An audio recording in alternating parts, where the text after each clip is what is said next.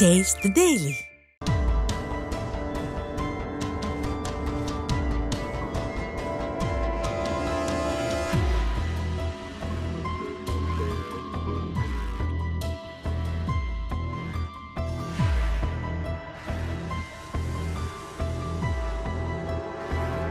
Hollywood படங்களில் நாம் பார்க்கும் கற்பனை நகரங்களையெல்லாம் மிஞ்சும் அளவிற்கு நகரம் ஒன்று சத்தமே இன்றி நமக்கருகே இருக்கிறது.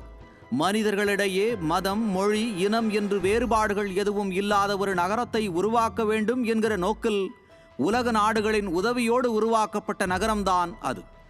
எதிர்கால மனித குலத்திற்கு வழிகாட்ட இருக்கும் முதல் நகரமாக, உலகின் ஒரே நகரமாக தமிழ்நாட்டில் இருக்கும் ஆரோவில் நகரம் அமைக்கப்பட்டது.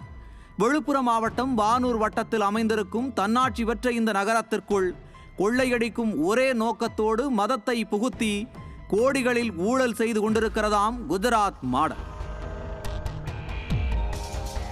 ஆரோவில் நகரம் மத்திய மனிதவள அமைச்சகத்தின் கீழ் செயல்பட்டு வருகிறது. அமைதியாக இருந்த இந்த நகரத்தில் 52க்கும் மேற்பட்ட நாடுகளில் இருந்து சுமார் 5000க்கும் மேற்பட்டோர் வசித்து வருகின்றனர். ஆரோவில் பகுதியை நிர்வகிக்க 3 அமைப்புகள் கட்டமைக்கப்பட்டுள்ளது. மத்திய அரசால் நியமிக்கப்படும் ஆட்சி மன்ற குழு, ஆரோவில் நகரில் வசிக்கும் மக்கள், ஆரோவில் இன்டர்நேஷனல் அட்வைசரி கவுன்சில் என்ற 3 அமைப்புகள் தான் அவை.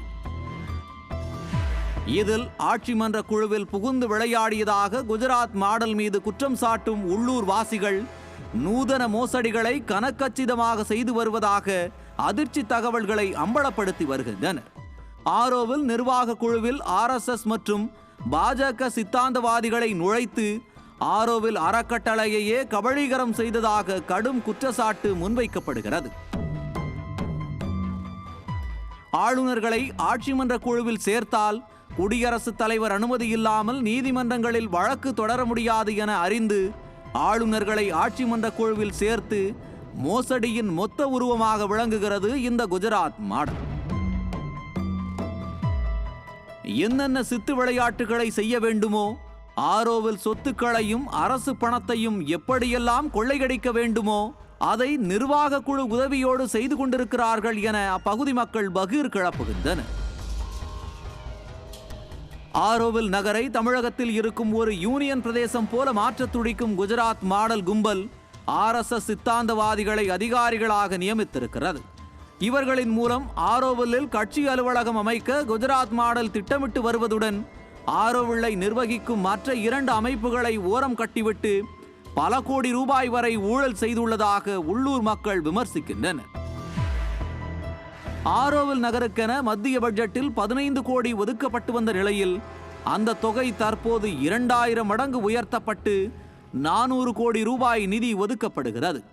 5000 பேர் மட்டுமே வாழும் இந்த நகரத்திற்கு 400 கோடி ஒதுக்கப்படும் ரகசியம் என்ன என மக்கள் கேள்வி எழுப்பி வருகின்றனர். அந்த நிதியில் பல்வேறு முறைகேடுகள் நடைபெறுவதாக விவரம் அறிந்தவர்கள் கூறுகிறார்கள். நிலம் சார்ந்த முறைகேடுகள் மட்டும் சுமார் 250 கோடி ரூபாய் அளவில் நடந்துள்ளதாக சொல்லப்படுகிறது. அரசு பணத்தை பயன்படுத்தி RSS அமைப்பினர் யூத் எம்பவர்மெண்ட், இன்டெகிரல் யோகா என்று விதவிதமான பெயர்களில் கருத்தரங்குகளை நடத்தி வலதுசாரி சிந்தனைகளை வளர்த்து வருவதாக குற்றம் சாட்டப்படுகிறது.